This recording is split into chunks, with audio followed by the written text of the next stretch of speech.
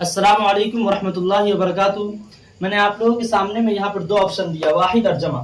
Simple से हम लोग समझ लेते हैं कि वाहिद का मतलब क्या होता है। वाहिद की माना आते हैं एक, जैसे किताब, किसी भी एक चीज का इस्तेमाल किया तो वाहिद किया। जमा कहते हैं एक से ज्यादा को।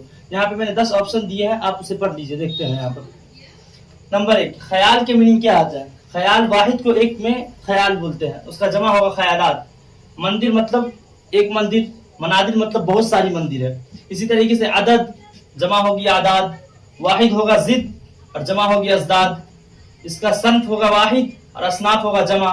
इसी तरीके से रूह मतलब वाहिद, अरवाह जमा हो गई। शेर हो गई वाहिद और अशार हो गई जमा। मदरसा हो गया वाहिद और मदारिस हो गई जमा। यानी एक से ज्यादा इस्तेमाल किया जाएगा तो उसको जमा कहेंगे, एक मतलब वाहिद।